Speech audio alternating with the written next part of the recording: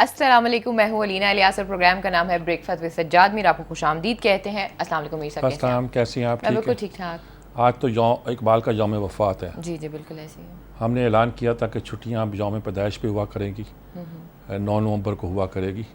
پچھلے سال وہ بھی نہیں ہوئی تھی، لیکن آج اخبارات میں خاصے ایڈیشن اور نمبر جو اقبال کے حوالے سے اردو پریس میں خاص طور پر آئے ہیں، جو شاید 9 نومبر کو بھی نہیں آئے تھے. تو یہ ایک پازیٹیو بات دکھائی دیتی. نو ڈاؤٹ بات کرتے ہیں اس پہ بات کریں گے اور کچھ خبروں پہ بھی ڈسکشن کریں گے، لیکن فی الحال وقت ہوا ہے ہمارے پہلے سیگمنٹ کا جس کا نام ہے ہیڈ لائنز. جی میر صاحب، کون کون سی سٹوریز ہیں آج یوم اقبال کی میں نے ذکر کیا. یوم اقبال منایا بھی جاتا ہے مرکزی مجلس اقبال کے تحت. ایوان اقبال میں بڑا جلسہ ہوتا ہے اور جس میں ہر سال مجھے بھی اعزاز ملتا ہے گفتگو کرنے کا وہاں. لیکن کل بھی ایک جلسہ تھا، ایک کالجوں میں منایا جا رہا ہے. گورنمنٹ کالج ٹاؤن شپ میں اجاز بٹ صاحب اس کے وہ پرنسپل ہیں اور مصطفیٰ تاثیر صاحب. بہت خوبصورت فنکشن تھا جی. اور بہت اچھی وہاں گفتگو بھی ہوئی اور لگتا ہے کہ لوگ پھر اقبال کو ایک طرح کے یاد کر رہے ہیں. جتنی یہ دوسرے لوگ جو ٹیڑے میرے جو آتے جاتے ہیں نا، لوگوں کو اقبال زیادہ یاد آتا جاتا ہے. کیونکہ الٹی سیدھی فکر جب سامنے آتی ہے تو اس کا پول جلدی کھل جاتا ہے. شور شرابہ کرنے کا کوئی الگ بات ہوتی ہے، لیکن پول کھلتا دکھائی دیتا ہے. آج آرٹیکل بھی چھپے ہیں کچھ، جس میں ایک آدھا آرٹیکل کا میں حوالہ بھی دوں گا جی. دوسری طرف جی، ایک تو خیر وہ ہمارے چھوٹو کا معاملہ چل رہا ہے، لیکن کراچی میں بھی پولیو کی ٹیم پر حملہ ہوا ہے. وہ ٹیم انٹیریئر سے گئی تھی، ٹریننگ کی تھی، ان کو سکھانے کے لیے وہاں لے گئے. اب وہ کہتے ہیں ٹیم پر حملہ نہیں تھا، یہ پولیس کا حملہ تھا. 7 اہلکار مارے گئے پولیس کے اس میں، اور اصل بیسیکلی یہ حملہ پولیو ٹیم پہ تھا ہی نہیں، تھا ہی پولیس والوں پہ. موٹر سائیکلوں پہ آتے ہوئے اورنگی ٹاؤن میں لوگوں نے فائرنگ کی. اور اورنگی ٹاؤن جو ہے نا، عموماً ذکر آتا ہے، یہاں بہت سی باتوں کا ذکر آتا ہے. ایک زمانے میں اس کو دنیا کی سب سے بڑی، کبھی ایشیا کی کبھی دنیا کی سب سے بڑی جو کچی آبادی کہا جاتا تھا. یہاں مجھے وہ دن یاد ہے جب ایک موٹر سائیکل پہ بیٹھ کر میں اس پہ دور دور تک پھیلے ہوئے ایک پہاڑی کے پیچھے جو پورا علاقہ تھا، جگہ جگہ جاتا تھا اور بتایا جاتا تھا کہ یہ جگہ جو ہے یہ فلاں کی زمین ہے، فلاں آدمی جو ہے اتنے پیسے میں فلاں کو الاٹ کر رہا ہے. جام صادق علی اس وقت اس کے منسٹر ہوا کرتے تھے، جن کا آج کل بڑا تذکرہ ایک صاحب کر رہے ہیں کہ جناب ان کی محفلیں بڑی خوبصورت ہوتی تھی. جام کمبو خان تھا جب اس کے باپ کا نام مجھے یاد نہیں آ رہا، جب انہوں نے کہا تھا میں تو جام کمبو خان کا بیٹا ہوں اور تو کنگلے جام صادق علی کا بیٹا. امیر نے لکھا تھا. تو وہ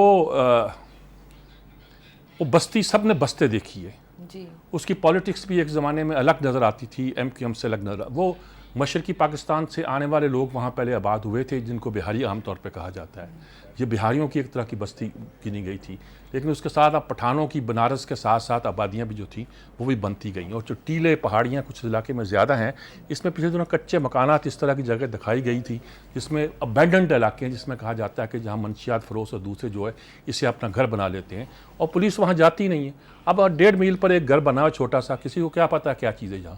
تو اس طرح کا علاقہ بھی تھا. تو اورنگی کے علاقے میں یہ ایک کورنگی ہے، کورنگی الگ علاقہ ہے. وہ تو ایک طرح کا بہت زیادہ اسٹیبلش علاقہ تھا. یہ وہ مشہور ہوا تھا جنرل اعظم خان کے زمانے میں، جب انہوں نے وہاں 100 کوارٹر بنائے تھے. اس کا نام ہی 100 کوارٹر تھا. کراچی میں جو مہاجرین آئے تھے نا جی، وہ تو جہاں آج مزار قائد ہے وہاں بیچارے جھونپڑیاں لگا کر بیٹھے تھے. اور جن کو جھونپڑی مل جاتی تھی وہ سمجھتے تھے کہ کوئی آشیانہ مل گیا ہے، بسیرا مل گیا ہے. اور وہ نعمت اللہ خان لکھتے ہیں نا کہ میں نے اپنی والدہ کو لکھا کہ گھر کا بندوبست ہو گیا، اب آپ آ جائیں. تو وہ آئیں تو دیکھ کے ظاہرہ آنسو نکل گئے. اچھے گلے مکانوں میں رہتے تھے، یہاں ایک جھگی میں رہنا پڑا انہیں. تو یہ سارا کراچی کا ایک ہسٹری ہے جس میں ان کی محرومیاں بھی ہیں اور ایک نئی نسل کا ایک ہے بھی ہے کہ سب ہم لوگوں نے گویا پاکستان بنایا یا کیا ہمارے ساتھ کیا کیا جا رہا ہے. اور ابھی وہ ندیم نصرت کی تقریر میں بھی دوبارہ ایک طرح کا مہاجر کارٹ ریوائیو کرنے کی کوشش کی گئی. لیکن یہ کوئی پازیٹیو بات نہیں ہے. مہاجر ایک بہت بڑی تہذیب اور کلچر کے نمائندے ہیں جی. وہ پہاڑوں سے اتر کر، غاروں سے اٹھ کر، کھوؤں سے اتر کے نہیں آئے ہوئے، لیکن ہم نے ان کو پتہ نہیں کس کام پہ لگا دیا جی. اور ویسے تو اگر دیکھا جائے تو زیادتی تو ان لوگوں سے ہوئی ہے جن کو ہم نے ریڈ انڈین بتا دیا، جو کراچی کے اصل شہری تھے. کماڑی میں جو ایک صورتحال پیدا ہوتی ہے لیاری کے علاقے میں، یہ وہی لوگ ہیں جن کو ہم نے ریڈ انڈین بتا کے محدود کر دیا کراچی کے ایک علاقے میں، اور باقی کراچی کے علاقے میں چھا گئے ہیں اور لڑنے لگے ہیں کہ ہم پٹھان ہیں، ہم مہاجر ہیں، ہم پنجابی ہیں، ہم سندھی ہیں، ہم سب کچھ ہیں. جو اصل تھے وہ تو کونے میں بیٹھے ہوئے ہیں. تو کراچی کا فنامنا ایک بڑا عجیب و غریب فنامنا ہے. میر صاحب ایک اور چیز بھی کہ دیکھیں وہاں پہ آپریشن ہو رہا ہے, سب کچھ ہو رہا ہے, لیکن اس کے باوجود اس قسم کے واقعات ہو جاتے ہیں. میں نے فوٹیج دیکھی ہے, دے ور ویری کام, وہ آئے آرام سے مارا اینڈ دے جسٹ لیفٹ. کیا کر سکتے ہیں, اتنا بڑا شہر ہے کہ وہاں تو ایک آدمی نکلے گلی میں گھس جائے. ٹاؤن پلاننگ تو اس کی اس طرح ہوئی نہیں ہے کہ آپ اس کو کرائم کنٹرول کر سکتے ہیں. جہاں کسی نے بستی بنا دی بن گئی, اور جیسے بنتی گئی. لاہور میں بھی یہی حال ہو رہا ہے, کچھ اس سے ہٹ کے نہیں ہے, لیکن اللہ کا شکر ہے کہ یہاں کا نہ کرائم ریٹ وہ ہے, نہ ٹیررزم کے واقعات اس طرح عام ہوتے ہیں جی. بہرحال کراچی کا واقعہ ہوا جی, ادھر یہ ہے کہ جو چھوٹو گینگ پکڑا گیا ہے, روکا گیا ہے, ہتھیار ڈال دیے ہیں. ابھی کچھ لوگ وہاں بیٹھے ہوئے ہیں, مورچہ بند ہیں, 50 کے قریب کہا جاتا ہے. کوئی عمرانی پہلوان ہے, اس کا گروپ ہے, وہ سرنڈر نہیں کر رہا. اچھا, ان لوگوں نے سرنڈر کیا ہے تو اب کہا جا رہا ہے, فوج کے ترجمان نے کہا ہے کہ جی سارے گینگ جو ہیں نو گو ایریا بالکل ختم کر دیے جائیں گے. اور کوئی گینگ جو ہے وہ جو کہتے تھے نو گو ایریا نہیں ہے, اب تھے تو ہم نے کارروائی کی ہے, اور کسی کو اسپیئر نہیں کیا جائے گا, اور ان کے جو سہولت کار ہیں وہ پکڑے جائیں گے. اب یہ سہولت کار کون ہوتے ہیں ان گینگوں کے, ان ڈاکوؤں کے, ان بدماشوں کے, یہ بھی تو معلوم کیا جائے. بدماش تو بڑے لوگ پالتے ہیں نا جی, جو ہم سنتے تھے, یہ فیکٹ ہے. 92 میں کراچی میں جب آپریشن ہوا تو انٹیریئر سندھ کے بارے میں بھی ایک رپورٹ تیار کی گئی, اور کہا گیا کہ وہاں جب اصل آپریشن شروع انٹیریئر کے حوالے سے ہوا تھا, لیکن چلا گیا کراچی میں, تو کہا گیا وہاں جو پتھارے ڈار کہا جاتا ہے, وہ مشہور پتھارے ڈار یہ ہیں. ان میں ایک تو بہت نامور لوگ بھی تھے, کالا ناگ, ارشد, نہیں یہ تو کچھ نہیں, سلیم جان بازاری کا نام آیا نمبر 1 پہ. اب میں نام بھی لے لیتا ہوں, اب اس میں بھی ان کا نام آ رہا ہے. ٹھیک, یعنی کہ بڑے زمیندار علاقے کے وہ کہا جاتا ہے کہ یہ پناہیں دیتے ہیں ان کو, جن کے کرندے ہوتے ہیں یہ. ایک وڈیرے کے بارے میں اب نام نہیں لوں گا کیونکہ ظاہر ہے کہ اس کا ثبوت نہیں موجود. اس کے پاس آ کے ڈاکو اپنے پیسے رکھوایا کرتے تھے امانت کے طور پر. سائیں میرے 2 کروڑ رکھ لیں, میں ضرورت ہوگی جب لے جاؤں گا. وہ پیسے رکھ کے چلیں گا, ہاں کوئی بات نہیں. لین دین چلتا تھا وڈیروں کے درمیان اور ڈاکوؤں کے درمیان. ایک دفعہ ایک وڈیرے کا ذرا پیسے کچھ زیادہ ڈاکو رکھ گیا تھا, تو نیت بدل گئی. تو وہ آیا, اس نے کون سے پیسے, انہوں نے کہا سائیں آپ کو دیے تھے. اس نے نکالی اور وہیں مار دیا, اور پولیس کو فون کر دیا, جی آپ کا مجرم پڑا ہوا یہاں, جہاں حملہ آور ہوا تھا میں نے ڈھیر کر دیے. اچھا, مطلب یہ کام بھی ہوئے ہیں. اچھا, یہ جو علاقہ ہے کچے کا علاقہ ہے, جس کو ہم اپنی سلطنت نہیں سمجھتے, قبائلی علاقہ بنا رکھے ہوئے ہم نے ان کو, وہاں بھی اس طرح کے گنڈے ڈاکو لٹیرے جو ہے چھپے ہوئے ہوتے ہیں. ہم انکار کرتے ہیں, لیکن یہ فوجی ترجمان کا یہ کہنا کہ نو گو ایریا نہیں ہے, جو یہ کہتے تھے انہیں اب دیکھنا چاہیے, یہ بھی فالتو بات ہے کہنے کی. ان کا کام یہ تھا, ان کے سپرد جو کام ہوا, کہتے جی we have done our duty, ہم نے ایلیمینیٹ کر دیا, باقی بھی کر دیں گے. باقی بھی کر دیں گے, اتنا لمبا نہ ڈالیں کہ یہ کہا جائے کہ جیسے شوال کا آپریشن جاری ہے, ابھی شروع ہے, ابھی آخری لمحے تک جاری رہے گا, فوج اس وقت تک موجود رہے گی جب تک یہ نہیں ہوتا وہ نہیں ہوتا. قصہ یہ ہے کہ اس علاقے میں پولیس کو رسائی تھی نہیں, پہنچ ہی نہیں سکتی. جزیرہ تھا بھائی, ہاں وہ بالکل پانی ہے اس کے ارد گرد, چاروں طرف پانی ہے. دریائے سندھ کا پارٹ وہاں اتنا چوڑا ہے کہ کبھی کبھی ایک زمانہ تھا کہ غازی پور کا جب پل نہیں بنا تھا تو پتہ نہیں 12 میل کشتیوں کو لے کے جانا پڑتا تھا لوگوں کو دوسرے کنارے کی طرف سے. پھر تونسا بنا پہلے, پھر غازی پور کا, یہ غازی پور ہی نام ہے نا, کیا نام ہے اس کا, وہ گھاٹ بنا, پل بنا. تو اس کے بعد صورتحال ذرا بدلی, ذرا دیکھنے میں آئی. لیکن اس کے اندر جو جہاں دریا پھیلا ہوا ہے وہاں جزیرے ہیں, جنگل ہیں, لوگ رہتے ہیں, آبادیاں ہیں. یہ بھی نہیں کہ آبادیاں نہیں ہیں, لیکن ان جنگلوں میں چھپ جاتے ہیں. لوگوں نے بڑی خوشی بھی منائی, فوج کی ہست میں نعرے لگائے, فوج نے بچوں کو اور عورتوں کو کھانے بھی کھلایا, اپنے کھانوں میں سے حصہ دیا. اور ظاہر ہے باقی کام تو اسٹیٹ کرتی ہوگی, یہاں فوج ہی کرے گی, یہاں جو بھی کرے گا وہ کرتی ہوگی. لیکن فوری طور پر انہوں نے ایک طرح کا مہمان نوازی کا بھی, یعنی کہ لوگ خوش تھوڑے ہوتے ہیں کہ ان کے علاقے میں ڈاکو رہ رہے ہیں. وہ آ کے گنڈے محلوں میں نہیں ہوتے, جنگلوں میں گنڈے نہیں ہوتے, جنگلوں میں یہی ڈکیت ہوتے ہیں. اور یہ اس طرح پناہ گاہیں ڈھونڈتے ہیں, یہی ان کی سیف ہیون ہے. آپ ان کو سیف ہیون کہہ دیں, نو گو ایریا کہہ دیں, کچھ نام دے دیں, لیکن یہ آپ کو ماننا پڑے گا کہ کچھ علاقے ایسے ہیں جہاں جا کے یہ چھپتے ہیں. پھر چھپے ان معنوں میں گو ایریا, نو گو ایریا تو نہیں ہوتے کہ جس میں کوئی دوسرا نہیں جا سکتا. تو لوگ آتے جاتے رہتے ہوں گے, لیکن یہ اس طرح کی جو علاقے جہاں بھی بنے ہوئے ہیں, اور تینوں صوبوں کی سرحد ملتی ہے اس کے ساتھ, پنجاب کی, سندھ کی اور بلوچستان کی.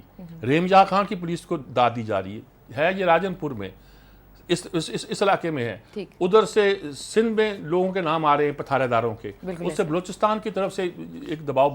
تو مطلب یہ کہ یہ جو ہمارے جہاں سرحدیں ملتی ہیں ان سب علاقوں کی وہاں زیادہ ویجیلنٹ رہنے کی کل ایک ڈان میں آرٹیکل تھا جس میں وہ کہہ رہے تھے کہ شوال میں جو آپریشن ہو رہا ہے اسے بہت سے جو دہشت گرد ہیں وہ واپس آ رہے ہیں ساؤتھ پنجاب کی طرف.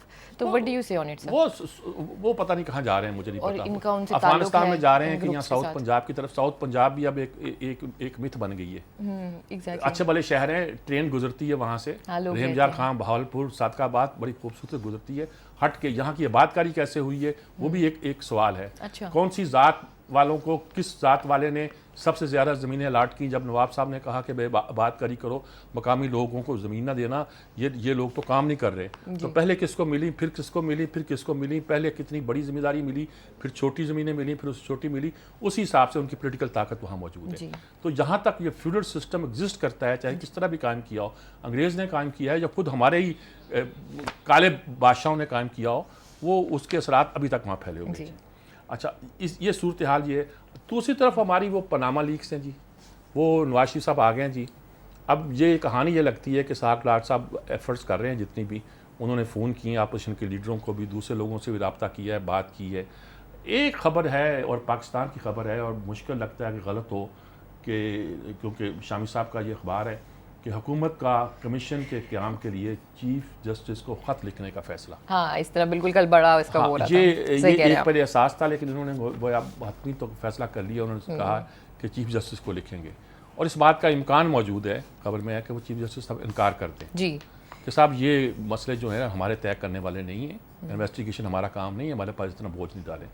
اچھا, پھر پارلیمانی کمیشن کی بات ہو جو خورشید شاہ کا ہے. جی, آج عمران نے پارلیمانی کمیشن تو ریجیکٹ کر دیا ہے. اس نے کہا چیف جسٹس ہی کی قیادت میں جو بنے گا وہ ٹھیک ہوگا. تو میرے خیال میں اگر ان کا اصرار ہے تو ان کے چیف جسٹس کو ریفر کر دینا چاہیے. اگرچہ عمران اکیلے کو یہ حق نہیں پہنچتا کہ وہ اپنی بات پر اتنا اصرار کرے کہ دوسروں کی بات نظر انداز ہو جائے, لیکن چلیے وہ کہہ رہا ہے تو اس کی بات مان میاں صاحب نے کہا سب سے لیکن اس نے کہا کہ روزوں سے پہلے, رمضان سے پہلے میں اپنا آخری کارڈ کھیل دوں گا, اور اس کا انجام بہت برا ہوگا نواز شریف وغیرہ کا. وہ کیا ڈرا رہے ہیں, لیکن انہیں ڈرانے کے لیے وہ زبان استعمال کرنی پڑے کہ یہ تاثر نہ پیدا ہو کہ پھر پشت پہ کوئی کھڑا ہے. ہاں ٹھیک, وہ اس پہ احتیاط نہیں کرتے. غالباً وہ یہ کہنا چاہتے ہیں کہ ہم رمضان سے پہلے سارے معاملہ جو طے کر دیں گے. پہلے تو کہتے تھے ویکینڈ سے پہلے انگلی کھڑی ہو جائے گی, اب وہ نہیں کہہ رہے, لیکن رمضان سے پہلے وہ کچھ کہہ رہے ہیں کہ ہم اپنا حتمی کارڈ کھیل دیں گے. یہ بھی ہوتا ہے کہ جب آپ اپنا آخری کارڈ کھیلیں اور وہ کارڈ کچھ کام نہ دکھا سکے تو پھر آپ پٹ جاتے ہیں, آپ مہرہ بازی ہار جاتے ہیں. تو دیکھیے گا, احتیاط سے کارڈ کھیلیے گا. جس کو آپ اپنا آخری کارڈ سمجھ رہے ہوں وہ کہیں آخری کارڈ. خان صاحب ہر دفعہ آخری کارڈ کھیلتے ہیں, سوری میر صاحب. اچھا, دو اسمبلی میں بھی, پارلیمنٹ میں, سینٹ میں بحث ہوئی کہ کرپشن ایٹم بم سے زیادہ خطرناک ہے وغیرہ, اس طرح کی گفتگو ہوئی. اور مسلم لیگ نون کے ہی کینڈیڈیٹ نے کہا, کسی امیدوار نے کہا, سینیٹر نے, کہ یہاں آ کے جناب آپ پرائم منسٹر کو پارلیمنٹ میں آ کر تقریر کرنی چاہیے اور اپنی صفائی پیش کرنی چاہیے. میرے خیال میں یہ بیسٹ طریقہ تھا. اگر وہ اس وقت تقریر نہ کرتے, ایسے چلے جاتے, وہاں گفتگو کر دیتے, تو وہ زیادہ امپورٹنٹ ہوتا اور زیادہ میننگ فل ہوتا اور زیادہ نیچرل ہوتا. لیکن شاید پرائم منسٹر سے, جیسے خود عمران خان بھی خائف ہوتا ہے اسمبلی میں جانے سے. وہ پہلے جاتا نہیں تھا, یعنی باہر میں تو آپ کنٹینر پہ چڑھ کے جو کہو گے کوئی آپ کو روکے گا نہیں, پارلیمنٹ میں تو روک بھی دیں گے, شور ہی مچا لیں گے. تو اس لیے وہ مشکل ہو گیا, تو اس کی سائیکی بن گئی تھی. پھر جب پہلے دن گیا تو وہاں وہ خواجہ آصف نے کمال دکھا دیا ہے, شرم نہیں آتی, حیا نہیں آتی وغیرہ وغیرہ. تو وہ اور اس پہ پینک ہو گیا, پہلے ہمیں بلایا تھا اور ہم کہہ کہ ہم آئے ہیں تو ہمارے ساتھ یہ کر رہے ہیں. تو اب اس بار تو وہ ذرا زیادہ اعتماد کے ساتھ آئے ہیں, انہوں نے بات بھی کی ہے, کھل کر بات کی ہے. اور پرائم منسٹر کو بھی یہی مسئلہ ہے کہ وہ شاید لوگوں کی سننا نہیں چاہتے, لیکن بیسٹ طریقہ یہی تھا کہ وہ اسمبلی میں آتے, اپنی بات کرتے اور زیادہ کھل کر اس سلسلے میں صورتحال پیدا ہوتی, وہی ہوتی. وہاں بات ہوئی, خواجہ آصف نے کہا کہ بھارت جتنی بھی دہشت گردی ہے پاکستان میں, اس کی بھارت پشت پناہی کرتا ہے. جی, جو دہشت گردی ہے اس کی پشت پناہی بھارت کر رہا ہے. اور یہ کہ گلبھوشن یادیو سے ہم نے انکوائری کر رہے ہیں, اور اس سے اور معلومات بھی ہمیں حاصل ہو رہی ہیں, اور وہ ایک پڑوسی ملک میں بیٹھ کر نیٹ ورک چلا رہا تھا. بہرحال اس کا نہ ہم موقع دیں گے نہ اس پر امکان ہے. دونوں ملکوں کے تعلقات اس بندے کے پکڑے جانے کے بعد ذرا اور ٹینس سے ہو گئے ہیں. اور جو ملاقات انڈیا کہہ رہا تھا کہ ہم نہیں کرتے, اب پاکستان کہہ رہا ہے ہم نہیں کرتے. تو کون سی ملاقاتیں بھائی؟ کشمیر کا تم ذکر نہیں کرتے. حالت یہ ہے کہ ادھر سے ہم سے بات کر کے جاتے ہو, ادھر جاسوس بھیج دیتے ہو. انہوں نے کہہ دیا پٹھان کوٹ کا واقعہ کر دیا, انہوں نے جا کے کہا کہ یہ تو انہوں نے گھڑا ہوا واقعہ ہے. ہماری ٹیم گئی, انہوں نے کچھ زیادہ دکھایا نہیں, لیکن ٹیم نے آگے رپورٹ کی کہ یہ گھڑا ہوا واقعہ ہے, یہ اس طرح کا واقعہ نہیں ہے, انہوں نے خود ہی کرایا ہے. اور جو اہم لوگوں سے ملاقات کی ضرورت ہوتی تھی وہ انہوں نے ملنے نہیں دیا ہمیں, اور اس میں خاص طور پہ احتیاط برتی انہوں نے کی. انہوں نے کہا اب کوئی ضرورت نہیں ہے ان کے پاکستان میں آنے میں, ختم بس, دیٹس آل. ادھر رحمان ملک صاحب نے آصف زرداری صاحب سے ملاقات کی ہے لندن میں, اور سارا بریف کیا ہے یہ ساری صورتحال پہ, گلبوشن پر, پاناما لیکس پر وغیرہ وغیرہ. اور انہوں نے یہ بھی ایک طرح کی بات کہی ہے کہ بھئی یہ نواز شریف کا نام تو اس میں نہیں ہے, ان کو کیوں مطعون کیا جا رہا ہے. تو لگتا ہے کہ پیپلز پارٹی اور ان کے درمیان ایک خبر تھی نا کہ اندر سے, آج ایک کالم میں بھی ذکر ہے کہ اندر سے ان کے درمیان ایک نیا این آر او ہو رہا ہے, نیا معاہدہ ہو رہا ہے. این آر او کیوں کہتے ہیں, یہ بھی کہہ سکتے ہیں کہ اپنا وہ ایک مساق جمہوریت نیا ہو رہا ہے, کچھ بھی کہہ سکتے ہیں آپ. پازیٹیو کہنا چاہیں گے تو آپ کہیں گے ایک نیا مساق جمہوریت ہو رہا ہے, نیگیٹو کہہ رہے ہیں تو آپ کہیں گے ایک نیا این آر او ہو رہا ہے. آپ جو بھی آپ استعمال کرنا چاہے استعمال کر سکتے ہیں جی. بہرحال یہی خبریں ہیں. ایک ایان علی کا کیا چل رہا ہے, اس کا کچھ نہ کچھ چلتے رہتا ہے. وہ جو ماڈل تھی وہ ڈالر, پتہ نہیں ابھی تک چل رہا ہے میر صاحب, مجھے اچھا چلنے دو, رونق لگی ہوئی ہے, آتی جاتی رہتی ہے, رونق لگی رہتی ہے. یہی کامنٹ چاہیے تھا ویسے مجھے. اچھا وہ کوئی ایک آخری خبر یہ ہے کہ شہباز شریف نے اعلان کیا ہے کہ 500 طلباء کو ہم چین بھیجیں گے تاکہ وہ چینی زبان سیکھ سکے, کیونکہ چین کی انڈسٹری, چین کے بہت سے کام پاکستان آ رہے ہیں. یہ چھوٹی موٹی ڈپلوما نہیں ہے, 2 سال کے کورس پہ بھیج رہے ہیں. اچھا میرے خیال میں یہ بہت پازیٹیو سٹیپ ہے. پنجاب کے علاقے سے یہ اب بھیج رہے ہیں, پنجاب کی حکومت بھیج رہی ہے. میرا خیال بلوچستان اور سندھ کی حکومتوں, خیبر پختونخوا کی حکومت کو بھی اس طرح کی پلاننگ کی جائے کہ کم از کم باقی ملک کے حصوں سے بھی 500 اسٹوڈنٹ ضرور جائیں, کم از کم 500 اسٹوڈنٹ اور جائیں, تاکہ جب وہ ان کی کمپنیاں یہاں کام کریں تو ہمیں ان سے نیگوشیٹ کرنا, ان سے بات کرنا, ان سے گفتگو کرنا آسان ہو. اتنا ہی آسان ہے جتنا امریکہ کے ساتھ ہم انگریزی میں گفتگو کر دیتے ہیں, حالانکہ وہ بھی ہماری زبان نہیں ہے.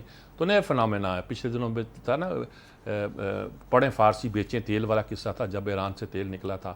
پھر ہمارے ہاں عربی کا چلن ہوا کہ آپ نے ترقی کرنی تو عربی سیکھیں, اور ملکوں میں بڑی گنجائش تھی. اب آپ چینی کا بھی ایک چلن چل پڑا ہے, تو چینی کے چلن پر چل پڑا ہے جو میں کہہ رہا ہوں, تو اس پر بھی غور کرنا چاہیے. جی مزید ڈسکشن بھی کریں گے, مزید سیگمنٹس بھی شامل کریں گے, لیکن فی الحال وقت ایک چھوٹی سی بریک کا. اسٹے ود اس.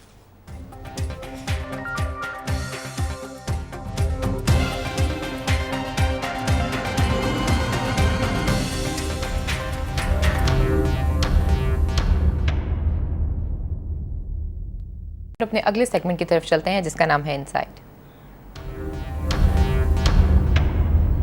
جی میر صاحب, کون کون سے آرٹیکلز آج آپ نے سلیکٹ کیا؟ جی پہلا آرٹیکل جو میں اقبال پر پڑھنا چاہتا ہوں کہ اقبال کے ایڈیشنز کے حوالے سے آج بہت سے آرٹیکل ہیں. ہمارے دوست ڈاکٹر تحسین فراقی کا آرٹیکل ہے, ڈاکٹر جاوید اقبال مرحوم جو فرزند تھے ڈاکٹر اقبال کے, ان کا آرٹیکل, اور بہت سے آرٹیکل ہیں اچھے آرٹیکل. قیوم نظامی صاحب کا آرٹیکل ہے نوائے وقت میں, بہت سارے ہیں اور کسی کا ایک کا انتخاب کرنا بڑا مشکل ہو جاتا ہے میرے لیے. لیکن میں نے فتح محمد ملک کے آرٹیکل کا ایک خاص ریفرنس سے انتخاب کیا ہے. وہ یہ ہے کہ انہوں نے کہا کہ پاکستان کے جو بانی تھے 3 لوگ ہیں جن کے دل میں اللہ نے ڈالا, کہ کس طرح ایک مجدد الفسانی, اور ایک ہمارے سر سید احمد خان, اور تیسرے جو تھے علامہ اقبال. اچھا انہوں نے ان مختلف حوالے دیے ہیں. وہ سوچ سکتا ہے کہ باتیں کرتے ہوئے کچھ حوالہ میں اپنی طرف سے بھی دیتا جاؤں بات کو کلیئر کرنے کے لیے. مثلا مجدد الفسانی صاحب کے بارے میں یہ کہتا ہوں کہ وہ اس وقت پیدا ہوئے جب بر صغیر میں مسلمانوں اور ہندوؤں میں گل مل کے جانے کا ذہنی طور پر, مذہبی طور پر, مابعد و طبیعتی طور پر اتنا رجحان ہو گیا تھا کہ ہم رام اور رحیم کو ایک کہنے لگ گئے تھے کہ اب جو تمہارا رام ہے ہمارا رحیم ہے. تو یہ اتنی خرابی پیدا ہو گئی تھی ہماری مابعد و طبیعت میں کہ مجدد الفسانی صاحب نے کہا کہ نہیں صاحب, یہ ایک نہیں 2 ہیں, تم الگ ہو ہم الگ ہیں. تو یہ پاکستان قومیت کی بنیاد, 2 قومی نظریے کی بنیاد گویا مجدد صاحب کے ہاں پڑی.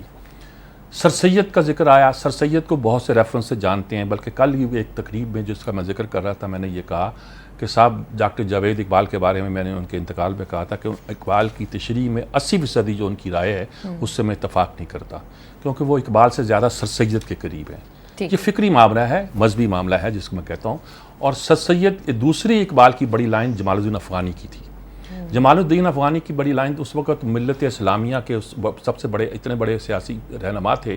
اقبال نے یہ کہا تھا کہ اگر ان کو سیاست میں الجھنے کا کوئی ضرورت نہ پڑتی تو شاید وہ فکری طور پر ایسے بڑے مجتہد ہوتے کہ جس کی مثال نہیں ملتی. اور پھر جب ان کا انتقال ہوا, اقبال کے بعد ہوا, ان کا جنازہ لایا گیا کابل جانے کے لیے, وہ بمبے کے راستے جب پہنچا لاہور لایا گیا انہیں، لاہور جنازہ پڑھا گیا، ان کا بہت بڑا جنازہ بادشاہی مسجد میں ہوا، اور اقبال کے مزار سے مس کر کے ان کی چارپائی کو، ان کی میت کو جو ہے وہ لے جایا گیا وہاں، ایک تھا۔ تو وہ تو ایک الگ کہانی بن جاتی ہے، لیکن سر سید کے حوالے سے جو انہوں نے ریفرنس دیا وہ یہ ہے کہ انہوں نے یہ بات بڑی وضاحت کے ساتھ کر دی تھی کہ میں کانگریس کو اس لیے نہیں مانتا کہ کانگریس جو ہے ہندوستان کو ایک قوم مانتی ہے، نیشنل کانگریس وہ کہتی ہے کہ ہندوستان میں ایک قوم رہتی ہے، مختلف ذاتیں، مختلف لوگ، مختلف گروہ، مختلف فلاں فلاں، یہ ایک قوم ہے۔ انہوں نے کہا یہ بات غلط ہے، ہندوستان میں بسنے والے لوگ ایک قوم نہیں۔ پھر انہوں نے اس پہ بہت کچھ، مسلم اور ہندو الگ الگ رہیں گے، اکٹھے نہیں چل سکتے، بات سب سے پہلے سر سید نے ہی سیاسی طور پر کہی تھی، اگر تعلیمی میدان میں وہی کام کرے تھے۔ اقبال کی کا لوہے سید کی لوہے تربت پہ جو نظم ہے، وہ جو پیغام دیتا ہے وہ اس بات کا ہے کہ جو یہ فکر تھی اس کو اب تحرک کیسے دیا جائے۔ اقبال نے تحرک دیا، اور خطبہ الہ آباد میں اقبال نے یہی بات کی، یعنی یہ بتا دیا کہ ہم دو الگ الگ قومیں ہیں اور مسلمانوں کی بقا، اور یہ بتا دیا کہ یہ ایک نیشنل ایشو نہیں ہے، انٹرنیشنل ایشو ہے، یعنی کہ مسلمانوں کا ایک الگ قوم ہونا آپ صرف بر صغیر کے کانٹیکسٹ میں نہ دیکھیں، آپ صرف اس کانٹیکسٹ میں نہ دیکھیں کہ مسلمان ایک اقلیت ہے، یہاں وہ اقلیت نہیں ہے، وہ ایک قوم ہے یہ الگ سے جو اس خطے میں آباد ہیں، اور یہ ایک ملک نہیں ہے، یہ بر صغیر ہے، بر اعظم ہے، اس میں مختلف قومیں رہتی ہیں، مختلف علاقے ہیں، مختلف جغرافی ہیں، ہر ایک کو اپنے حساب سے اس مسئلے کو حل کرنا پڑے گا۔ تو اقبال کی یہ فکر جو جہاں تک پہنچی، سر سید سے آ کے مجد الفسانی سے لے کر سر سید جہاں تک پہنچی، میں جمال الدین افغانی کو بیچ میں ڈالتا ہوں، اس فکر کو فتح محمد ملک نے جس خوبصورتی کے ساتھ بیان کیا ہے۔ ملک صاحب اللہ انہیں زندگی دے، بہت کام کیا انہوں نے، ایک زمانے میں چونکہ احمد ندیم قاسمی صاحب کے قریب تھے، کچھ ہلکا سا لیفٹ کا ان پہ چنٹا خاصا پڑا ہوا ہے، لیکن اس کے باوجود بھی پاکستانی موضوعات پر، پاکستانی قومیت کا موضوع پہ بہت اچھا لکھتے ہیں۔ یہ دراصل مسلم قومیت کے قائل تھے، کچھ لوگ کہتے ہیں نا اسلامی قومیت، تو یہ مسلم قومیت کے قائل تھے جس پہ بہت سے لوگ انہیں تنقید کا نشانہ بناتے تھے، لیکن انہوں نے بڑے صحیح معنوں میں یہ بتایا کہ اقبال نے کس طرح یہ بتا دیا کہ مسلمان جدید معنوں میں ایک الگ قوم ہے، اور یہ سر سید نے بھی یہی بات کی تھی کہ کانگریس جس قوم کی بات کرتی ہے وہ ایگزسٹ نہیں کرتی، اور مجد الثانی نے فکری طور پر بنیاد رکھی تھی کہ بھئی رام اور ہے، تمہارا خدا اور ہے، ہمارا خدا اور ہے۔ تو یہ ساری چیزیں کو دیکھا جائے تو اس کی اہمیت کا اندازہ ہوتا ہے۔ خورشید ندیم صاحب ایز یوزول فکری لحاظ سے بہت سالڈ چونکہ فوٹنگ رکھتے ہیں، اس لیے انہوں نے بڑا اچھا تجزیہ کیا کہ کیا نظام ناکام ہو گیا ہے جو آج نظام ہے۔ انہوں نے کہا میں جب سے سنتا آیا ہوں کہ اسلام خطرے میں ہے، نمبر ایک یہ، اور نمبر دو کہ نظام ناکام ہو گیا ہے، سڑا گڑا سڑا بنا نظام پورا ختم ہو گیا ہے، اور جس طرح فلمی ہیرو کو اسٹیٹس کو خلاف جو نعرے بازی کرتا ہے، ہاں کرتا ہے، وہی مقبول ہوتا ہے، اس طرح سیاست میں آ کے جو اسٹیٹس کو کے خلاف بول جاتے ہیں لوگ سمجھتے ہیں کہ یہ، انہیں کہ لیکن غور کرنا چاہیے، انہیں کیا کہ ہم آج کو ملعون کہتے ہیں اور بڑا اس میں خلاف بولتے ہیں۔ آج کا مطلب جو پریزیڈنٹ، آپ کسی کو کتاب کو کشف المحجوب کو اٹھا کے دیکھ لیجئے، وہ کہتے ہیں پچھلے زمانے میں تو یہ حال تھی، یہ ہمارے زمانے میں تو بالکل حالات، ہر زمانے کے انسان نے اپنے زمانے کو پہلے سے برا سمجھا ہے اور جانا ہے۔ پھر انہوں نے کہا مثلا ہم اپنا مذہبی لٹریچر ہے، ہم حدیثیں کوٹ کر دیتے ہیں، وہ پڑھ دیتے ہیں، جس میں یہ ہوتا ہے کہ قیامت، حضور نے کہا، انہوں نے کہا قیامت کی نشانیاں گنا دیتے ہیں کہ یہ فلاں واقعہ ہو گیا، جہاز گر گیا بلو ایئر کا، تو ہم نے کہا میں نے پہاڑوں پہ آگ جلتی دیکھی تھی کہ نشانی، یہ اوریہ صاحب پہ میں یہ کہنے لگی تھی ہمارے دوست پہ لکھا، یہ بھی ان کو چھیڑتے ہیں، وہ بھی چھیڑتے ہیں۔ تو انہوں نے کہا کہ مجھے مثلا حضور کے زمانے میں یہ آیا کہ قیامت، اور میں اس طرح دو انگلیاں اٹھا کے کہا کہ یہ فاصلہ ہے۔ اس زمانے میں ایک شخص پہ شبہ ہوا کہ دجال ہے، تو حضرت عمر نے کہا کہ اس کو میں مار دوں، حضور نے ان کو منع کیا اس وقت۔ اچھا اس کے بعد کیا ہوا؟ اس کے بعد شبہ تھا نا، اس کے بعد کیا ہوا؟ اس کے بعد عمر جو کہتے تھے کہ زمانہ آئے گا کہ دوبارہ نظام علی منہاج النبوت قائم ہوگی، خلافت، تو عمر بن عبدالعزیز کے زمانے کے بارے میں یہ کہا گیا۔ تو میں نے کہا وقت کا ہم ہر چیز کو کبھی کبھی مذہبی روایت کو اپنی مرضی کے مطابق آنے والے واقعات میں ڈالتے ہیں۔ شام کے واقعات پر یہ بہت سے واقعات پر ہم نے بہت سی حدیثیں بھی سنا رکھی ہیں اور کہہ رکھی۔ دوسرا رہ گیا نظام کی بات، انہوں نے کہا بس مضبوط نظام ہے، چل رہا ہے نا۔ انہوں نے کہا میں پورے وثوق کے ساتھ، پورے اعتماد کے ساتھ یہ بات کہتا ہوں کہ پاکستان کا نظام جو ہے وہ ہندوستان سے بہتر ہے۔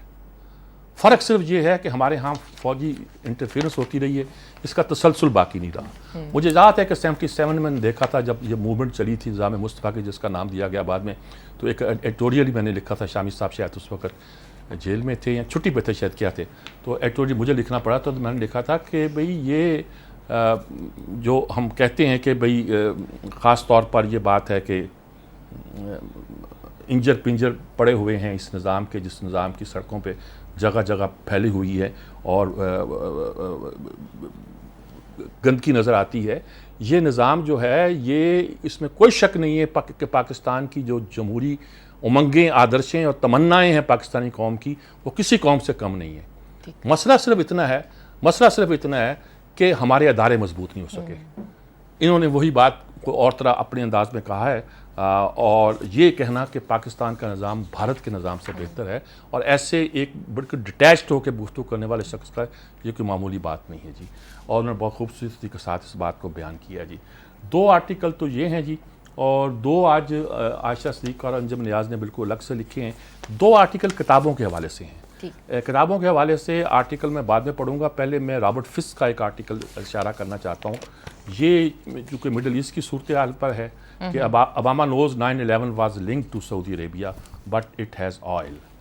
وہ تیل ہے. انہوں نے کہا کہ یہ رپورٹ ایک چھپی ہے، انہوں نے بنائی تھی رپورٹ، ابھی چھپی ہے، 28 صفحے کی آئی ہے، جس میں سعودی عرب کے 9/11 کے ساتھ جو لنکس تھے اس کو انہوں نے اسٹیبلش کیا ہے. انہوں نے کہا اوباما وہاں گیا، کیا کرنے گیا؟ وہ بھی خوش نہیں ہے اس وقت، سعودیز بھی، جو امریکہ سے کوئی اس طرح ان کا ساتھ دیتے ہوئے انہیں سوچنا پائیے. لیکن اب یہ آ گیا کہ واقعہ جو ہوئے تھے وہ ذمہ دار گنایا جاتا ہے کہ وہ سعودی عرب ذمہ دار تھا اس کو. جو بدے وہاں ملوث سے 15 میں سے 11 کتنے سعودیز تھے، 19 میں سے 15 سعودی تھے. اور دوسرا یہ ہے کہ طالبان کو پیسے فراہم کرتا رہا، اور تیسرا یہ ہے کہ داعش کی بھی مدد کر رہا ہے.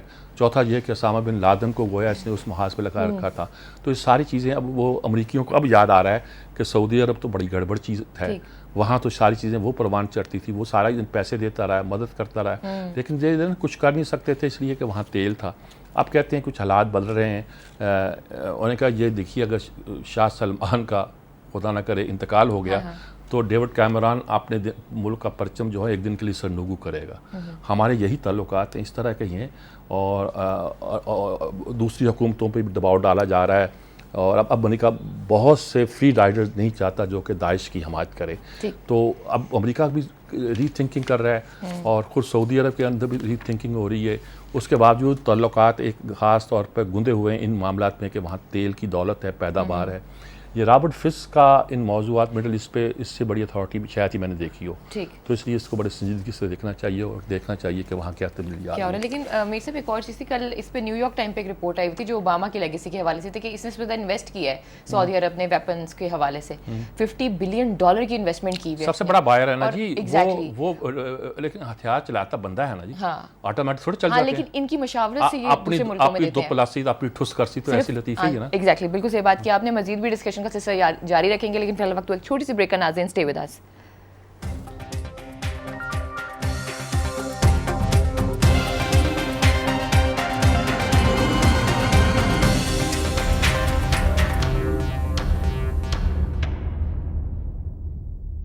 جی میسا بگلا، کون سا آرٹیکل؟ جی میں نے کہا 2 کتابوں کا ذکر ہے. ایک تو روف کلاسرا صاحب پچھلے دنوں جوش اور بیدی اور نہرو کے حوالے سے کتابوں کا ذکر کر رہے تھے، کرنل لاہی بخش کر رہے تھے. وہ کہتے ہیں ان کے لوگ حوالے دیتے ہیں، پوچھتے ہیں. لیکن جو بات جس کی وجہ سے میں کہہ رہا ہوں، انہوں نے دیکھیے نا کہ وہ ایک طرف قائد اعظم تھے، ایک طرف ہمارے آج کے حکمران ہیں. نواز شریف کہہ لیجیے، جو بھی اب ہوگا، کوئی اور ہوتا تو یوسف رضا گیلانی ہوتا وہ کہہ لیتے. انہوں نے کہا ایک طرف ادھر گاندھی تھا اور نہرو تھا، اور ایک طرف مودی ہے، کوئی مقابلہ ہے ان میں. انہوں نے کہا ڈکلائن ادھر بھی آیا، ڈکلائن ادھر بھی آیا ہے. ہماری جو اچھا یہ تو بڑے لوگ ہیں نا، ہم نے اپنے درمیانے درجے کے یہ چھوٹے لوگ جن کو متون کرتے رہے ان کو ہی بھول گئے ہیں. یہ دولتانہ بھی چھوڑے ہیں. دولتانہ جتنا پڑھا لکھا آدمی تھا، سمجھدار تھا، ممدوڑ جتنا مخلص تھا، یہ ہمارے یہ چھوڑیں. ان کی کابینہ کے جو وزیر تھے ان پر آپ کرپشن کا ایک الزام نہیں لگا سکتے جی. پہلے مارشل لا لگنے سے پہلے کرپشن نام کی کوئی چیز ہماری سیاستدانوں سے منسوخ نہیں ہو سکتی تھی. ہم نے سزائیں دی، ایسے بونڈے طریقے سے لوگوں کو کیا. تو یہ کہتے ہیں کہ دیکھیے یہ چیز دیکھنے والی ہے کہ پرانے، اب انہوں نے کہا کہ یہ کوئی کہتا ہے کہ ہم کیا کریں حکمرانوں کے سامنے. انہوں نے کہا دیکھیے شیر افغان، جب نواز شریف نے وہ کاغذ لہرا کے بتایا کہ سارے محل ان کی ملکیت ہے، تو شیر افغان اگلے دن کابینہ کا اجلاس تھا. انہوں نے کہا میڈم پرائم منسٹر ایک بات کا جواب مجھے چاہیے. انہوں نے کہا یہ سب غلط ہے، لیکن اس کی ہمت تو ہی اس نے پوچھ لیا وہاں. اس کے علاوہ انہوں نے کہا خورشید قصوری نے کسی مسئلے پر جب یہ بل پیش کیا شریعت بل تھا جس میں امیر المومنین بل بھی کہتے تھے. تو انہوں نے کہا صاحب یہ بل ٹھیک نہیں. انہوں نے کہا آپ مخالفت کرتے ہیں تو آپ چھوڑ دیں. وہ اٹھے تو اتنی دیر میں ایک اور ایم این نے کہا جناب پھر میرا بھی استعفیٰ قبول کیجیے. جی. تو چنانچہ کوئی صلح صفائی کی صورتحال پیدا کی گئی. اور نسیم مہدی کسی کا ذکر کیا ہے, انہوں نے بھی کسی معاملے پر ٹوکا تھا اور کہا تھا اگر مشرف کی حکومت کو یا کس کو. انہوں نے کہا ایسا نہیں ہے, اگر آپ ٹوکنا چاہیں تو ٹوک سکتے ہیں, ہمارے یہاں روایتیں موجود ہیں, آپ کیوں نہیں بولتے؟ اس وقت کیوں نہیں بلاتے آپ نواز شریف کو کہ پارلیمنٹ میں کابینہ کا اجلاس بلاؤ, پارلیمنی پارٹی کا اجلاس بلاؤ, وہاں آ کے وضاحت کرو اپنی باتوں کی. انہوں نے کہا آپ کو ہمت ہی نہیں ہے, 200 ایم این ایز گنگے بنے بیٹھے ہوئے ہیں.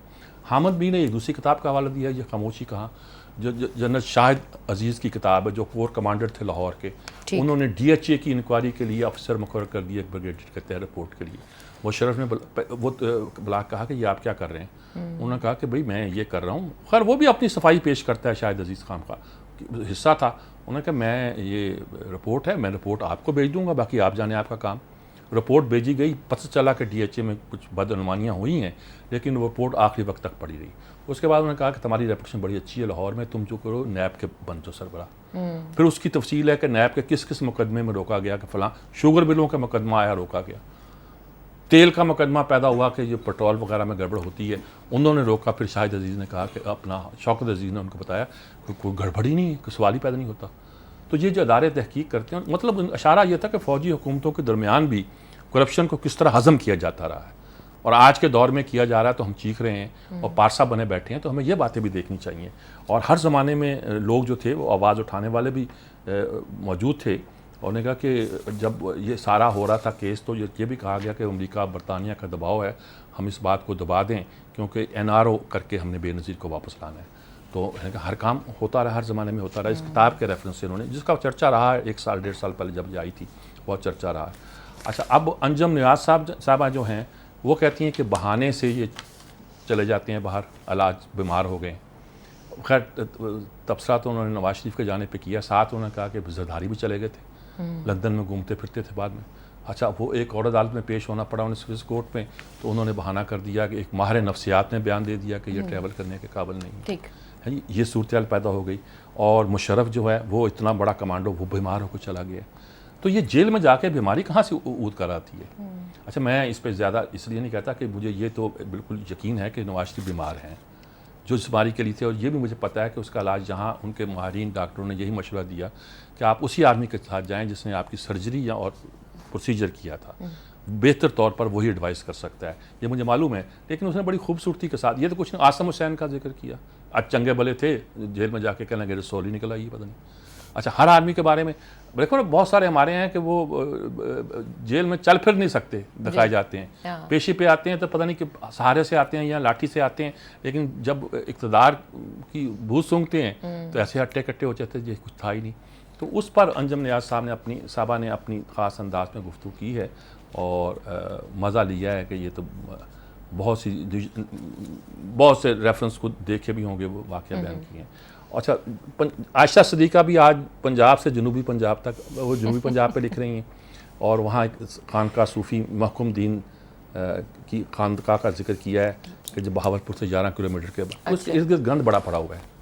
یہ ان کی شادی, یعنی کہ ان کی والدہ کی شادی جمیلہ ہاشمی تو بھئی ہمارے سائی وال کی تھی, ہم سے کوئی 100 گز کے فاصلے پر کنڈن گارڈن اسکول تھا ان کی ماں کا, اور وہیں یہ پڑھی, لیکن شادی ہو کے چلی گئی ہے بہاولپور. وہ زمیندار بھی تھے, پیر بھی تھے, اور یہ اب ان کی بیٹی جو ہے نا باپ کی بیٹی زیادہ ہے. تو اگر فخر تو انہیں ماں پہ بھی ہے کہ بہت بڑی ناولسٹ تھی, لیکن وہ اس حساب سے انہوں نے کہا کہ اتنی گندگی میں نے کہیں نہیں دیکھی جتنی مزار کے گرد میں نے بہاولپور سے 11 کلومیٹر پر دیکھی ہے. اتنی گندگی تو صرف امرتسر میں دیکھی تھی. بنے ہائے میرا شہر, وہاں یہ حال ہو گیا, مجھے کیا پتا. ہمارے اباؤ اجداد کے شہر کا یہ حال ہو گیا, مجھے نہیں اس بات کا پتا تھا. انہیں کہا نوجوان نسل خراب ہو رہی ہے, منشیات کی عادی ہو رہی ہے, اس طرح کی باتیں پیدا ہو رہی ہیں. اور لیکن یہاں کے لوگ ووٹ کسی اور حساب سے دیتے ہیں. وہاں پیپلز, اب 2013 میں انہوں نے اپنے امیدوار کو ووٹ نہیں دیا جو ان کا اپنا بندہ تھا. اچھا, پیپلز پارٹی وہاں گین نہیں کر سکی. انہوں نے کہا اب احمد محمود جو ہیں وہ کچھ کام دکھا رہے ہیں, کام نہیں ہوتے. یہ مخدوم ابن مخدوم جب تک رہیں گے ہماری سیاست میں, تو یہ لڑکتے جھومتے جامتے چلتے رہیں گے. بھلا آدمی ہے, لیکن یہ ہے کہ جہانگیر ترین وہاں سے ہار گئے, اس کی شکست کی وجہ یہی تھی کہ وہ اتنا دور ہے کہ لاکھوں کروڑوں میل کا فاصلہ ہے. عوام کو بندہ چاہیے جو ان کے درمیان ہو. تو اب جیتے کیسے بائی الیکشن ان کا یہ الگ کہانی ہے, پتہ نہیں کیا کہانی ہے. تو انہوں نے کہا یہ علاقہ وسیع ہے, یعنی اتنا وسیع ہے کہ صوبہ بنایا جا سکتا ہے. صوبہ بنانا ہے بھائی طے کر لو یار, صوبہ بہاولپور کی ریاست کو الگ کر کے صوبہ بنانا ہے, یا جس کو آپ جنوبی پنجاب کہتے ہیں ملتان اور ڈیرہ غازی خان کا ڈویژن بھی اس کو شامل کرنا ہے. اور یہ مجھے یقین ہے کہ اگر ملتان اور ڈیرہ غازی خان بھی شامل کیے گئے تو ملتان کے لوگوں کے خلاف بہاولپور میں اور ان علاقوں میں ویسا ہی ریئیکشن پیدا ہوگا, شاید ڈیرہ غازی خان میں ویسا نہ ہو جیسا کہ اب لاہور کے بارے میں ہے. ملتان ڈیولپ علاقہ ہے, باقی علاقے ویسے ڈیولپ نہیں ہیں. تو یہاں تو بہاولپور ریاست کو ایک صوبہ بنا دیا جائے, پھر اگر ادھر سے ملتان کی ہو تو اس کو ڈیرہ غازی خان اور راجن پور وغیرہ کے ساتھ ملا کے دوسرا صوبہ بنا دی جائے. یہاں سے سب صوبے بنانے کا کوئی کلچر پیدا کیا جائے کہ ہمارے بیسک صوبے یہ 4 رہیں گے, لیکن اس کے اندر سب لیفٹنٹ گورنر مقرر کر دیں آپ وہاں. ایک بے نظیر کی بھی ایک پلان تھا. اب کراچی اور کمپیٹیبل نہیں ہے انٹیریئر سندھ کے بہت سے علاقوں کے ساتھ, اس کو کیسے الگ الگ ایڈمنسٹریٹ کرنا ہے ایک بڑے نظام کے تحت. ایسا آپ بلوچستان میں بھی کر سکتے ہیں. بلوچستان میں بھی پختون علاقہ الگ ہے, بلوچ علاقہ الگ ہے, بلوچ اور برائی میں فرق نظر آتا ہے, اور بہت سے پرابلم ہیں وہاں. اور خیبر پختونخوا تو پہلے بیچارہ بٹا ہوا ہے, قبائلی علاقہ تو اصل میں اسی کا علاقہ ہے نا جی, وہ بھی الگ ہے. شمال بے شمار مسائل وہاں بھی ایگزسٹ کرتے ہیں, اس کو ہمیں طے کرنا چاہیے. لیکن بات انہوں نے کی کہ پیپلز پارٹی تو پھر جان پکڑ رہی ہے, شاید الیکشن جیتے نہ جیتے, لیکن پی ٹی آئی وہاں ہے ہی نہیں. انہوں نے اس لیے کہ پی ٹی آئی تو ہے ہی شہروں میں, دیہاتوں میں تو اس کا وجود ہی نہیں ہے. اور بھی بہت سی مسائلیں ہو سکتی ہیں کہ عمران نے اسے توجہ نہیں دی یا کیوں نہیں دی, کیا وجہ ہے. انہوں نے کہا وہ تو وہاں ایگزسٹ نہیں کرتی, ہونا چاہیے پی ٹی آئی کو وہاں. پی ٹی آئی اگر وہاں اور انٹیریئر سندھ میں بھی ہو جائے نا, بڑا مزہ آئے ملک کی سیاست کا. جو نا ایک بالکل ٹھیک بات کی, لیکن میر صاحب وہاں پہ برگر ہونے چاہیے, جہاں پہ برگر ہوں گے وہاں پہ پی ٹی آئی ہوگی. فی الحال وقت تو ایک چھوٹی سی بریک ہے. ناظرین اسٹے ود اس, اچھا فکر ہے, اسٹے ود اس.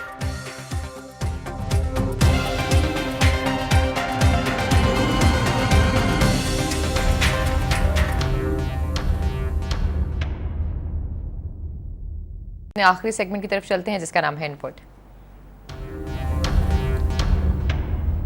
اور ان پٹ پہ آج ہمارے ساتھ بہت ہی ریناؤنڈ اینالسٹ موجود ہیں, افتخار احمد صاحب اور سمیع ابراہیم صاحب. Hand over to you. ہمارے دونوں بڑے معزز محترم دوست اور بڑے اچھے تجزیہ نگار, دونوں اپنے اپنے انداز میں بات کرتے ہیں, اور دبنگ انداز میں دونوں بات کرنے کا انداز ہے.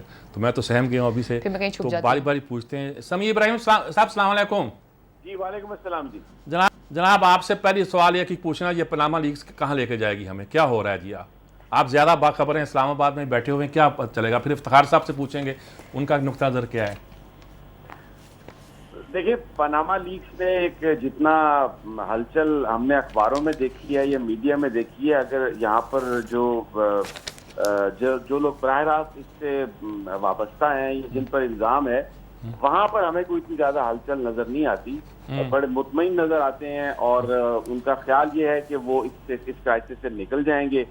جو اس وقت ہمیں سمجھ میں آیا ہے, 2 طریقے کی اسٹریٹجی ہے مسلم لیگ نون کی. ایک تو وہ ان کی یہ پالیسی ہوگی کہ وہ جوڈیشل کمیشن کے لیے ضرور خط لکھیں گے چیف جسٹس کو, لیکن اس کے ٹی او آر اس طرح سے بنائیں گے, مینج کریں گے کہ چیف جسٹس صاحب اس سے انکار کرتے ہیں, کیونکہ سیاستدان یہ چاہتے ہیں کہ پارلیمانی کمیشن اس چیز کی انویسٹیگیشن کرے. اور دوسرا, تھوڑا سا اسٹیبلشمنٹ کو وہ پریشر میں لانے کے لیے یہ بات کر رہے ہیں کہ جی اکراس دا بورڈ اگر اکاؤنٹیبلٹی کی بات ہے تو صرف پاناما لیکس کی نہیں, یہ تمام جو لوگ کرپشن میں رہے ہیں, چاہے وہ جرنیل ہیں, چاہے وہ ججز ہیں, چاہے وہ بیوروکریٹس ہیں, سب کی بات ہو. کیونکہ ان کا خیال یہ ہے کہ جب وہ اس طرح کی اکاؤنٹیبلٹی کی بات کریں گے تو پھر بہت سارے لوگ شاید اس کی ڈیمانڈ نہ کریں اور وہ پیچھے ہٹ جائیں. تو یہ اسٹریٹجی نظر آ رہی ہے. اور دوسرا یہ بھی نظر آ رہا ہے کہ اگلے دنوں میں ہم اس بات کو مزید شدت سے دیکھیں گے کہ یہ جو بیانات آ رہے ہیں آرمی چیف کی طرف سے, خاص طور پر وہ بڑے آئینی حدود سے تجاوز ہیں. اس ادارے کا یہ کوئی کام نہیں کہ یہ مواخذے کی بات کرے, تو اس لیے وہ بھی ان کی ایک پالیسی کا حصہ ہے. تو ابھی تک تو اس طرح کی باتیں چل رہی ہے, لیکن میر صاحب بڑا یہ ڈیپینڈ کرے گا کہ عمران خان کتنا ماسز کو موبلائز کرتے ہیں. اگر انہوں نے کوئی شہر چوک کر دیے, اگر انہوں نے کوئی بڑی تعداد میں وہ لوگوں کو باہر لے آئے, تو پھر ابھی تک جو مطمئن ہے حکمران, جو اطمینان میں رہ رہے ہیں, پھر شاید ان کے لیے کوئی کرائسس کریٹ ہو. ٹھیک بات ہے جی. افتخار احمد صاحب آپ کیا کہتے ہیں اس مسئلے پر, آپ کا کیا انالیسس ہے, کیا ہونے والا اور کیا ہو رہا ہے جی؟ کچھ بھی نہیں ہوگا. جب پاکستان میں سارے ہی ٹیکس بچاتے ہیں, منی لانڈرنگ کرتے ہیں, 2 نمبر کاروبار کرتے ہیں, اور جو ایک بیگس ہے وہ باہر رکھتے ہیں. اور آپ کو پتا ہے کہ جو ہمارا ایکسپورٹ کا $200 بلین کا جو ہے سالانہ، اس میں 7% تو لیگلی بھی یہ لوگ باہر رکھ سکتے ہیں. آپ دیکھ لیں 20 سالوں میں کتنا ہوگا باہر. اور پھر جب آپ نے ایک پیرلل اکانومی میں ملک میں چلائی ہو تو پیرلل اکانومی کے پیسے کاؤنٹ کارڈ تو نہیں ہوتے. تو اب جن لوگوں کے پاس اتنا پیسہ ہے وہ کیا کریں؟ مطلب وہ سونے کی پلیٹوں میں کھانا اگر کھانے لگ جائیں تو بڑے بدنام ہو جائیں گے، لوگوں کی نظریں ان پہ ہو جائیں گی. تو وہ ان کے پاس سب کچھ ہے. کوئی 4-1 کروڑ روپے کی گاڑی ہے ایک گھر میں، نہیں 3 گاڑیاں، 12-14 کروڑ کی گاڑیاں انہوں نے کھڑی کی ہوئی ہیں، اور کوئی 10-20 کروڑ روپے کا گھر بنایا ہوا ہے. اس کے اندر جو چیزیں ہیں 1-1.25 کروڑ کی وہ ہیں. بچے باہر پڑھتے ہیں، پاکستان کے ہر جمخانہ اور کلب کے وہ لوگ ممبر ہیں. اپنا ان کی یہ جو شاپنگ مال بنے، پلازا بنے ہیں کھربوں روپے کے، اس میں آپ اور مجھ جیسا غریب آدمی جاتا ہے تو اس کو اپنا قد بہت چھوٹا نظر آتا ہے. تو اس میں جو مال بک رہا ہے اسمگلنگ کا، چوری کا، کوئی محکمہ پوچھنے والا، یہ ساری دولت کمائی جا رہی ہے. یہ جا کر رہی ہے، یہ باہر ہی جا رہی ہے نا، یہاں پہ تو نہیں رکھی جا رہی. تو اس میں ایک تو نہیں ہے چور، پوری کی پوری سماج کو ہم نے اس چکر میں ڈال دیا ہوا ہے. تو یہ بات ٹھیک ہے سمی بہن کی کہ وہ یہی مال بیچیں گے. اچھا ہمارا نام آیا تم سب چلو پھر. تو جب تم سب چلو کی کہانی شروع ہوگی تو سب کہیں گے یار نہیں یہ اچھا نہیں ہوتا، اکانومی تباہ ہو جائے گی، لوگ پیسہ نکال لیں گے، خوف ہو جائے گا، نہیں دو. تو بھائی بات یہ ہے کہ جب تک آپ بنیادی اصلاحات نہیں کرتے ٹیکس کے معاملے میں اس سیکٹر کے اندر، اور وہ جو قانون کہتا ہے کہ جو شخص اپنی مین سے زیادہ استعمال کر رہا ہے اور شو کر رہا ہے، کما رہا ہے، اس قانون پہ ہم عمل نہیں کرتے. میرے سے پوچھ گچھ نہیں ہوتی، آپ سے پوچھ گچھ نہیں ہوتی، پرائم منسٹر سے پوچھ گچھ نہیں ہوتی، کچھ بھی نہیں ہوگا. ٹھیک بات ہے جی. 5 قوانین آپ کے ملک میں ایسے ہیں جو ان پیسوں کا دفاع کرنے کے لیے بنائے گئے ہیں. اس تک پارلیمنٹرین کو سمجھ نہیں آئی کہ یہ 5 قانون ہیں، یہ کیا ہیں. لوگ تو جناب اللہ ریفنڈ جو لیتے ہیں، ریفنڈ یہاں سے ٹوٹی جوتیوں کے ٹرک بیچتے ہیں اور ریفنڈ لیتے ہیں اپنا دنیا کی بہترین قیمت کے جوتوں کا. یہ کیا کر رہے ہیں ہم؟ یہ جو اشرافیہ ہے جو لوٹ کے کھا گئی ہے، جو ہمارا خون نچوڑ چکی ہے، یہ اشرافیہ نہیں آپ کو کچھ کرنے دے گی. بھئی عام دکاندار سے تو آپ ٹیکس لے نہیں سکتے، وہ کہتے ہیں میں شٹر گرا کے گھر جا رہا ہوں. تو یہ تو اشرافیہ کے اشرافیہ ہیں. یہ سوچنا چاہیے ہم لوگوں کو کہ ہم نے کیا ملک میں کیا بنیادی تبدیلیاں کیوں نہیں کی ہیں. اور جب تک آپ نہیں بدلیں گے رولز اینڈ ریگولیشن اور اصلاحات نہیں کریں گے، یہ پاناما سے آتا رہے گا اور جاتا رہے گا. I'm sorry. ٹھیک بات ہے. ٹھیک ہے سمیع ابراہیم صاحب، دیکھیے بات تو ٹھیک کہہ رہے ہیں، لیکن اب عام آدمی یہ پتہ نہیں پوچھتا ہے کہ نہیں پوچھتا کہ اگر یہ سارے اشرافیہ ملی ہوئی ہے اور لوٹ مار کر رہی ہے اور لوگ بھی نہیں بول رہے، اور کوئی میرے جیسا یہ بھی کہہ دیتا ہے کہ یہ تو جب تک انٹرنیشنل یہ global system corporate culture exist کرتا ہے، یہ فری مارکیٹ اکانومی ایگزسٹ کرتی ہے، یہ کام تو ہوتے رہیں گے. تو وہ آدمی پوچھتا ہے تو پھر کیا کرپشن کا شور کس بات پر؟ پھر خاموشی سے بیٹھ جائیں، کیوں اپنا وقت اس میں ضائع کریں، اور کوئی حصہ ملتا ہے تو لینے کی کوشش کریں. کیا کیا کیا یہ صورتحال ہے؟ دیکھیں جو عام آدمی ہے نا میر صاحب، وہ تو اس پورے نظام کا حصہ ہی نہیں ہے. وہ تو بیچارہ کروڑوں لوگ جو ہیں وہ کیڑوں کی طرح زندگی گزار رہے ہیں. وہ ان کے پاس نہ علاج ہے، ان کے پاس نہ تعلیم ہے. اور بات یہ ہے کہ آپ کہہ رہے ہیں کہ یہ جو سارا نظام ہے یہ بنیادی طور پر اس میں اتنا زیادہ سرمایہ آ گیا، جیسے افتخار صاحب کہہ رہے تھے کہ وہ ان لوگوں کے پاس اتنی طاقت ہے کہ وہ اگر چاہیں تو ریاست کو بھی خرید لیں. اور اگر کوئی افسر یہاں پر بولنے کی کوشش بھی کرتا ہے تو اس کے ساتھ بیوروکریسی کے میں جو سلوک کیا جاتا ہے، جس جج نے کوئی ایمانداری کی بات کی، کیا کیا جسٹس باقر نجوی نے، کہاں ماڈل ٹاؤن کلنگ میں کس نے مارا ہے، کون رسپانسبل ہے، اس جج کا کیا انہوں نے حشر کیا. اورنج ٹرین کے معاملے میں جس افسر نے ایم بی آر نے زمین نہ دینے کی بات کی، اس کا کیا حشر کیا آج چیمہ نے. کوئی بولا یہاں پر کرپشن کا پیسہ ہے، بلیک منی ہے ساری کی ساری، ہر چیز بکی ہوئی ہے اور پھر دھول اڑا دی جاتی ہے. جیسے ابھی کسی نے بات کی، ابھی چلیں میں اس کو فیس ویلیو پہ لیتا ہوں، راحیل شریف نے یہ کہا کہ اکراس دا بورڈ ہونا چاہیے سب کچھ. اب آپ دیکھ لیں یہی بات ہوگی کہ پورے کا پورا کہیں سے شروع نہیں کرنے دی جائے گی، بات دھول اڑا دی جائے گی کہ جی سارے بے ایمان ہیں، سب کو پکڑیں. اور یہ بات اس لیے کی جاتی ہے کہ کوئی تاکہ نہ پکڑا جائے. پیپلز پارٹی نے قومی اسمبلی کے اندر جو تقاریر کی تھی، وہ تقاریر کوئی نواز شریف صاحب کے خلاف نہیں تھی، وہ کوئی پاناما لیکس کے لیے نہیں تھی، وہ عمران خان کو ایکلپس کرنے کے لیے تھی تاکہ اگر آج ہم نہ بولے تو سارا میلہ وہ لوٹ کے نہ لے جائے. تو یہ سارے کے سارے ملے ہوئے ہیں، سارے کے سارے کرپشن کا اتنا ان کے پاس پیسہ ہے، ریاست کمزور ہے، اور پاکستان کا غریب آدمی پورا اس میں شامل ہی نہیں ہے، اس کی کوئی کہانی ہی نہیں ہے. بالکل یہ افتخار صاحب بات تو دیکھیں یہ بھی وہی کر رہے ہیں جو آپ کر رہے ہیں کہ اب قوم کے پاس رستہ کیا کرے؟ پھر انقلاب لے آئے، اب وہ سافٹ ریولوشن کی بات کی جاتی ہے، یا کانے ہو کے بیٹھ جائے، یا پھر نظام کو بدلنے کے لیے کوئی صحیح لوگوں کا انتخاب کرے اور توقع کرے کہ وہ نظام کو بدلیں گے. کچھ ہے رستہ؟ کیا رستہ نظر آتا ہے؟ دیکھیے میں تو ان لوگوں میں سے ہوں جو سمجھتا ہوں ہم ناکام رہے ہیں. ہم نے ساری اپنی زندگی اس جد و جہد میں گزاری کہ پاکستان میں ایک ایسا نظام لایا جائے جس میں غریب کو اس کا حق ملے، لیکن ہم ناکام رہے. اب آپ بھی ان لوگوں میں سے ہیں، اپنے طور پہ آپ نے بھی بہت جد و جہد کی اور بہت کوشش کی. میرے خیال آج بھی آپ اکیلے اگر بیٹھ کے کافی کا کپ رکھ کے سامنے سوچتے ہوں گے کہ ہم لوگوں نے کیا کیا.